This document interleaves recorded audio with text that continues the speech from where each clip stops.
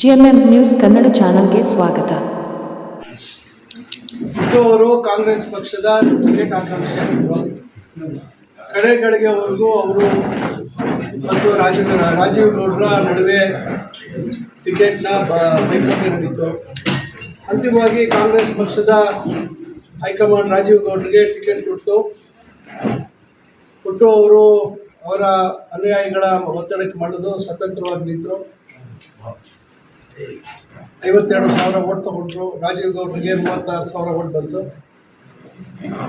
ಇದೆಲ್ಲ ಮುಗ್ದೋಗಿದೆ. ಆದರೆ ಈಗ ಲೋಕಸಭಾ ಚುನಾವಣೆ ಇದೆ.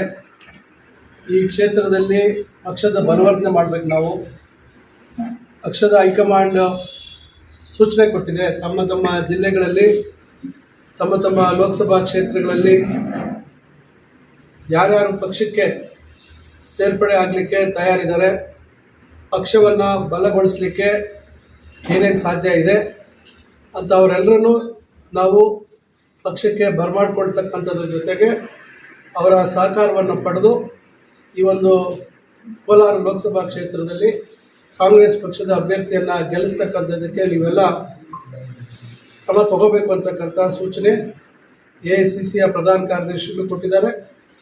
ನಮ್ಮ ಈ ಭಾಗದಲ್ಲಿ ಕಾರ್ಯದರ್ಶಿಗಳಾಗಿ ಕೆಲಸ ಮಾಡಿರ್ತಕ್ಕಂಥ ಅಭಿಷೇಕ್ ದತ್ ಅವರು ಹೇಳಿದ್ದಾರೆ.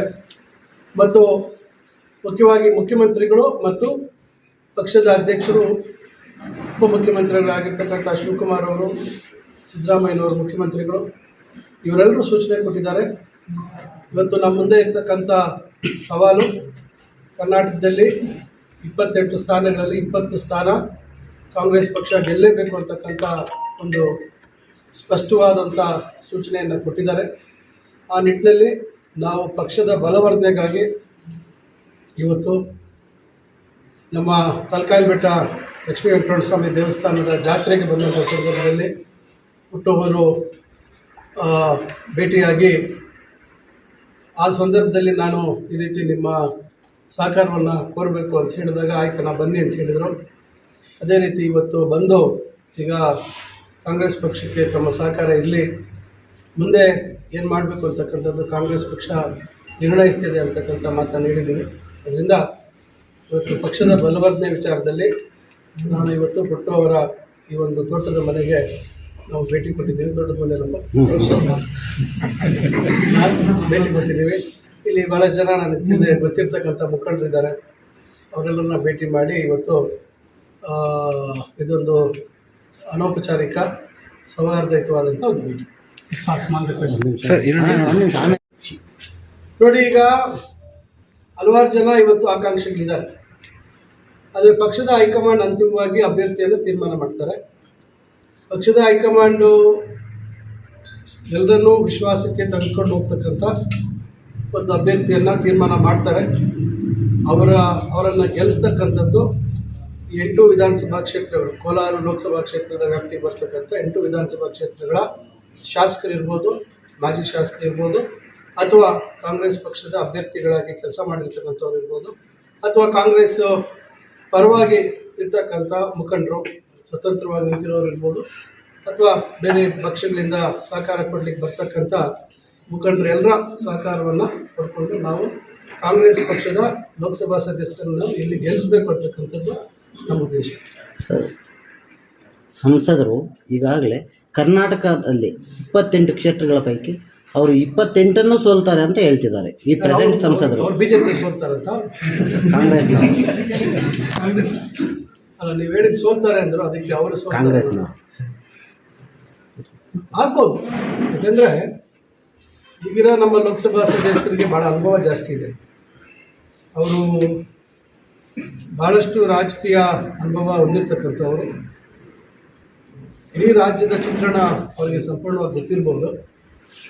ಅದರಲ್ಲೂ ವಿಶೇಷವಾಗಿ ಕೋಲಾರ ಲೋಕಸಭಾ ಕ್ಷೇತ್ರದ ಸಂಪೂರ್ಣ ಚಿತ್ರಣ, ಪ್ರತಿಯೊಂದು ಹಳ್ಳಿ, ಪ್ರತಿಯೊಂದು ವ್ಯಕ್ತಿಯ ಪರಿಚಯ ಅವರಿಗೆ ಭಾಳ ವರ್ಷಗಳಿಂದ ಅವ್ರಿಗೆ ಇತ್ತು ಅಂತ ನಾನು ಭಾವಿಸ್ತೀನಿ. ಅದರಿಂದ ಬಹುಶಃ ಪ್ರತಿಯೊಬ್ಬರು ಅವರಿಗೆ ಭವಿಷ್ಯ ಹೇಳಿರ್ಬೋದು. ಅದರಿಂದ ಅವ್ರು ಹೇಳ್ತಾ ಇರಬೇಕು. ಕಾದು ನೋಡೋಣ ಏನಾಗ್ಬೋದು ಅಂತಕ್ಕಂಥದ್ದನ್ನು ಕಾದು ನೋಡೋಣ.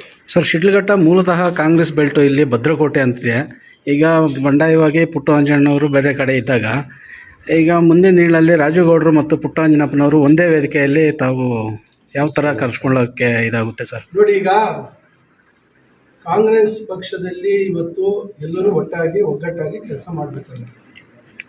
ರಾಜೀವ್ ಗೌಡರು ಪಕ್ಷದ ಅಭ್ಯರ್ಥಿಯಾಗಿದ್ದರು, ಪುಟ್ಟು ಅವರು ಪಕ್ಷದ ಟಿಕೆಟ್ನ ಆಕಾಂಕ್ಷಿಯಾಗಿದ್ದರು. ಈಗ ಅದು ಮುಗಿದ ಅಧ್ಯಾಯ. ಈಗ ಎಲ್ಲರೂ ಇವತ್ತು ಪಕ್ಷದ ಬಲವರ್ಧನೆಗಾಗಿ, ಕಾರ್ಯಕರ್ತರ ರಕ್ಷಣೆ ಮಾಡುವಂಥದ್ದಕ್ಕೆ ಎಲ್ಲರೂ ಒಟ್ಟಾಗಿ ಕೆಲಸ ಮಾಡಬೇಕಾಗುತ್ತೆ. ಅದು ಎಲ್ಲರೂ ಒಟ್ಟಿಗೆ ಕೆಲಸ ಮಾಡ್ತಾರೆ ಅಂತಕ್ಕಂಥ ನಂಬಿಕೆ ಇದೆ.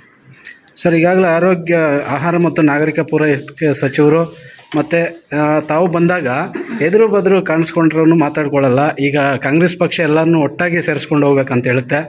ಅದಕ್ಕೆ ನೀವೇನು ಹೇಳ್ತೀರಿ ಸರ್ ಫೈನಲ್ ಆಗಿ? ಈಗ KH ಮುನಿಯಪ್ಪನವ್ರಿಗೂ ನಮಗೂ ಹಿಂದೆ ವ್ಯತ್ಯಾಸ ಇದ್ದಿದ್ದು ನಿಜ. ಅದಕ್ಕಾಗಿ ನಾನು 2 ಬಾರಿ ಟಿಕೆಟ್ ನಿರಾಕರಣೆ ಮಾಡಿದ್ದು, ಪಕ್ಷ ಟಿಕೆಟ್ ಕೊಡ್ತೀವಿ ಅಂದರೂ ನಿರಾಕರಣೆ ಮಾಡಿದ್ದು ನಿಜ. ಆಮೇಲೆ ನಾವು ದೂರ ಇದ್ದಿದ್ದು ನಿಜ. ಎಲ್ಲ ರೀತಿ ನಡೆದೋಗಿದೆ, ಅರ್ಥ ಆಯ್ತಲ್ಲ. ಈಗ ಮತ್ತೆ ನಾವು ಕಾಂಗ್ರೆಸ್ ಪಕ್ಷದಲ್ಲಿ ಒಟ್ಟಾಗಿದ್ದೀವಿ. ಅವರು ದೇವನಹಳ್ಳಿ ಕ್ಷೇತ್ರದ ಶಾಸಕರಾಗಿ ಆಯ್ಕೆಯಾಗಿದ್ದಾರೆ ಮತ್ತು ಈ ರಾಜ್ಯದಲ್ಲಿ ಮಂತ್ರಿಯಾಗಿ ಕೆಲಸ ನಿರ್ವಹಿಸ್ತಾ ಇದ್ದಾರೆ. ಹಾಗೂ ಬೆಂಗಳೂರು ಗ್ರಾಮಾಂತರ ಜಿಲ್ಲೆಯ ಜಿಲ್ಲಾ ಉಸ್ತುವಾರಿ ಸಚಿವರಾಗಿ ಕೆಲಸ ಮಾಡ್ತಾ ಇದ್ದಾರೆ. ಅವರ ಜವಾಬ್ದಾರಿ ಅಲ್ಲಿ ಜಾಸ್ತಿ ಇದೆ. KH ಮುನಿಯಪ್ಪನವರ ಜವಾಬ್ದಾರಿ ಬೆಂಗಳೂರು ಗ್ರಾಮಾಂತರ ಕ್ಷೇತ್ರದಲ್ಲಿ ಭಾಳಷ್ಟು ಜವಾಬ್ದಾರಿ ಇದೆ. ನನಗೆ ಚಿಕ್ಕಬಳ್ಳಾಪುರ ಜಿಲ್ಲಾ ಉಸ್ತುವಾರಿ ಸಚಿವರನ್ನಾಗಿ ಮಾಡಿದ್ದಾರೆ. ಇವತ್ತು KH ಮುನಿಯಪ್ಪನವರು ನಾನು ಒಟ್ಟಿಗೆ ಸೇರಿ ಚಿಕ್ಕಬಳ್ಳಾಪುರ ಲೋಕಸಭಾ ಕ್ಷೇತ್ರದ ಅಭ್ಯರ್ಥಿಯ ಗೆಲುವಿಗೆ ನಾವಿಬ್ಬರೂ ಸೇರಿ ಕೆಲಸ ಮಾಡಬೇಕಾಗುತ್ತೆ. ಅದರಿಂದ ನಾವು ಎದುರು ಬದರು ಮಾತಾಡದೇ ಇದ್ದಂಥ ದಿನಗಳು ಬೇರೆ.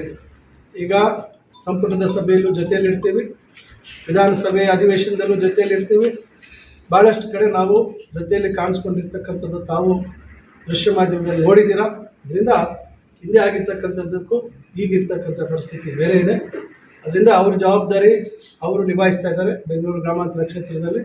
ಚಿಕ್ಕಬಳ್ಳಾಪುರದ ಜಿಲ್ಲೆಗೆ ಸಂಬಂಧಪಟ್ಟಂತೆ ನನ್ನ ಜವಾಬ್ದಾರಿ ಜಿಲ್ಲಾ ಉಸ್ತುವಾರಿ ಸಚಿವನಾಗಿ ನಾನು ನಿಭಾಯಿಸ್ತಾ ಇದ್ದೀನಿ. ಕೋಲಾರ ಲೋಕಸಭಾ ಕ್ಷೇತ್ರಕ್ಕೆ ನಮ್ಮದು ಚಿಂತಾಮಣಿ ಮತ್ತು ಶಿಡ್ಲಘಟ್ಟ 2 ವಿಧಾನಸಭಾ ಕ್ಷೇತ್ರಗಳು ಸೇರೋದ್ರಿಂದ ಕೋಲಾರ ಲೋಕಸಭಾ ಕ್ಷೇತ್ರದಲ್ಲೂ ನಮ್ಮ ಪಾತ್ರ ಇದೆ, ಇಲ್ಲಿ ಚಿಕ್ಕಬಳ್ಳಾಪುರ ಲೋಕಸಭಾ ಕ್ಷೇತ್ರದಲ್ಲೂ ನಮ್ಮ ಪಾತ್ರ ಇದೆ.